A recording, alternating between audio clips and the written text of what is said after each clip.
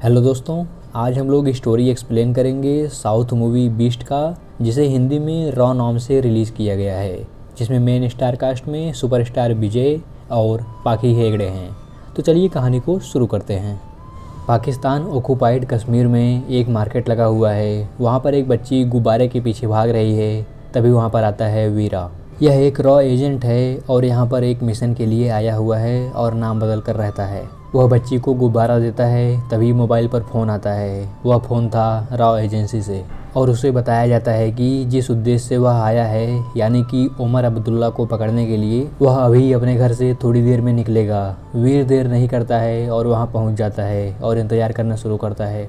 वह सबसे पहले जाता है जहाँ पर कुछ आतंकियों ने कब्जा किया हुआ था। वह जाकर सभी को मारता है और उसके बाद वहाँ से बाहर निकलता है। तभी उसे अधिकारियों ने कहा कि उसे एक गाड़ी में ब्लास्ट करना है और ओमार पकड़ लिया जाएगा। वीर भी गन के साथ तैयार हो जाता है और पूछता है कि वहाँ पर कोई सिविलियंस तो नहीं है। अधिकारी देख पा रहे थे कि वहाँ पर एक बच्ची दौड़ती हुई आ रही है, लेकिन उस समय गाड़ी को उड़ाना बहुत ज़रूरी था। ये लोग कहते हैं कोई नहीं है और वीर बम चला देता है और गाड़ी ब्लास्ट हो जाती है। उमर फारूक पकड़ भी लिया जाता है, लेकिन जब वीर वहाँ पर जाकर देखता है तो लड़की मरी हुई मिलती है, तो उसे बहुत अफसोस होता है और उसके बाद वह रॉ की जॉब छोड़ देता है। और धीरे धीरे कई साल बीत जाते हैं और वीर को थोड़ा बहुत डिप्रेशन हो गया है, इसलिए उसका इलाज चल रहा है।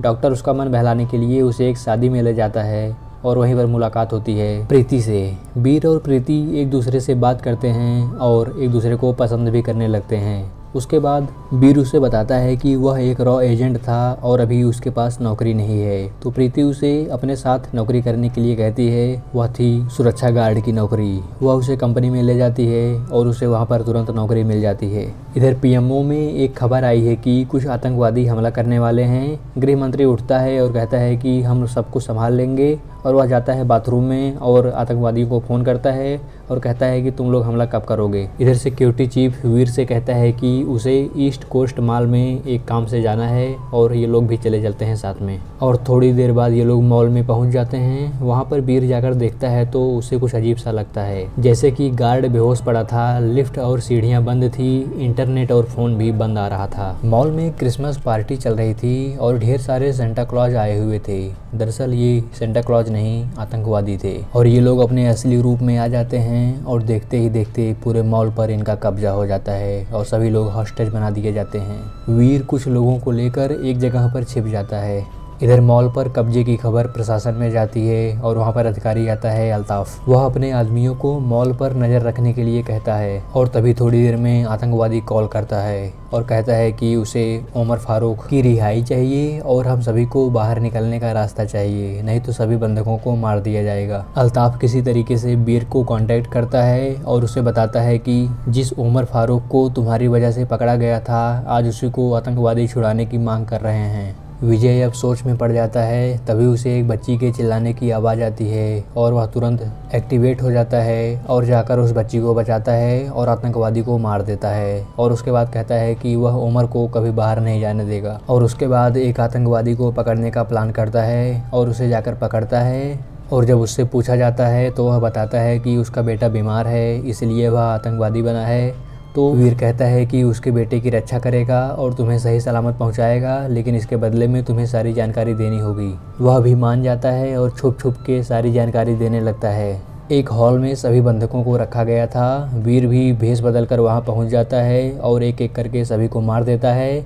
उसके बाद खुद भी भीड़ में बैठ जाता है। और जब अन्य आतंकवादी आते हैं और पूछते हैं कि किसने किया है, तो वह उठ खड़ा होता है और बताता है कि मैंने देखा है। ये लोग उसे ले जाते हैं कंट्रोल रूम में। उनका लीडर वीर को शाबाशी देता है और उसके जाने के बाद वीर सभी को मारने लगता है और पूरे कंट्रोल रूम में ब्लास्ट कर देता है। कई आतंकवादी मारे जाते हैं और इसके बाद ऊपर के केबिन से वह कुछ लोगों को रेस्क्यू करना शुरू कर देता है। मेन लीडर भी बहुत गुस्से में आ गया था और अपने सभी आदमियों को सतर्क रहने के लिए कहता है। और इस बार उसने गृह मंत्री की पत्नी और बेटी को पकड़ लिया और फारूक को तुरंत छोड़ने के लिए कहा, नहीं तो मार डालेगा। और प्रशासन मान जाता है तुरंत। अल्ताफ ने वीर को भी फ़ोन करके यह बात बता दी, लेकिन वीर कहता है कि वह ऐसा नहीं होने देगा। वह फारूक को छोड़ने नहीं देगा। और जब आतंकवादी गृह मंत्री की पत्नी को बाहर ला रहे थे तब वह कार लेकर खुद आ जाता है और इन लोगों को बंदी बना लेता है। उसके बाद आतंकवादियों का ध्यान भटकाने के लिए वह कहता है कि वह बांग्लादेशी आतंकवादी है और अगर उमर को छोड़ा गया तो वह इन लोगों को मार देगा। इससे उमर के छूटने का प्लान कैंसिल हो जाता है और वीर एक एक करके आतंकवादियों का सफाया करना शुरू कर देता है। इस बार मेन लीडर नई चाल चलता है, वह अपना मुखौटा उतार देता है और भीड़ में शामिल हो जाता है और जाकर सिक्योरिटी वाले से सारी बात पूछता है तो वह सारी बात उगल देता है। कहता है कि हम लोग इंडियन हैं, सिर्फ बहकाने के लिए ऐसा कर रहे हैं और एक आतंकवादियों का ही आदमी है जो सारी बात हमें बता रहा है। यह सारी बात वह सुनकर वहाँ से निकल जाता है। जब वीर को सिक्योरिटी वाला सारी बात बताता है तो उसको शक होता है। इधर मेन लीडर को गुस्सा आ गया था, उसने वीर का साथ देने वाले आतंकवादी को पकड़ा और उसके बेटे को मारने की बात कही। तभी वीर सामने आ जाता है और कहता है कि उसको और उसके बेटे को छोड़ दो क्योंकि उसने वादा किया है और उसको पकड़ लो। और जब यह बात प्रशासन को पता चलती है तो उमर को छोड़ दिया जाता है। इधर वीर को बांध दिया जाता है और आतंकवादियों से बचाकर वीर बड़ी चालाकी से अपनी रस्सी खोलता है और उसके बाद आतंकवादियों को मारना शुरू कर देता है। लेकिन तब तक बहुत देर हो चुकी थी और उमर फारूक बॉर्डर क्रॉस कर चुका था। इधर गृह मंत्री भी मेन लीडर के पास आ गया था और उमर फारूक के छूटने के बाद मेन लीडर ने एक खतरनाक प्लान बनाया। उसने सभी को छोड़ने के बहाने उनके पीछे मशीन गन लेकर आदमी खड़े कर दिए जिससे कि सभी को मारा जा सके। लेकिन वीर ने बड़ी ही चालाकी से जहां पर आतंकवादी खड़े थे पूरी छत को ही ढहा दिया जिससे सभी आतंकवादी मर जाते हैं और सभी टीम पूरी पब्लिक सहित रेस्क्यू हो जाती है और सभी सुरक्षित हो जाते हैं। और अब आखिर में मेन लीडर ब्लास्ट करने वाला होता है, तभी वहां पर वीर पहुंच जाता है और उसे मारकर कब्जे में ले लेता है और गृह मंत्री का भी खुलासा कर देता है और वह पकड़ा जाता है।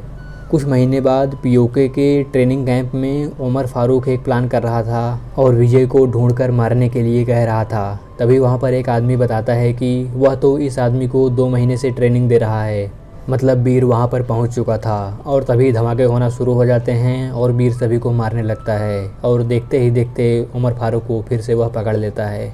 इसके बाद वह फाइटर प्लेन से वापसी के लिए निकलता है। तभी पाकिस्तानी आर्मी को पता चल जाता है और ये लोग उसके पीछे मिसाइल लगा देते हैं। वीर भी रॉ को फ़ोन करता है तो वो लोग कहते हैं कि बिना पूछे तुम गए हो इसलिए हम लोग तुम्हारा कुछ नहीं कर पाएंगे। तो वीर उन्हें प्रधानमंत्री से बात करने के लिए कहता है और चुनावी मुद्दा बनाने के लिए कहकर फ़ायदा गिनाता है। और प्रधानमंत्री को यह बात पता चलती है तो वो भी हामी भर देते हैं और इधर से इंडियन आर्मी तैयार होती है और दोनों तरफ से मिसाइलें चलती हैं और मिसाइल ब्लास्ट हो जाती है और इधर वीर बच जाता है और फारूक को लेकर वापस इंडिया आ जाता है और यहीं पर कहानी ख़त्म हो जाती है।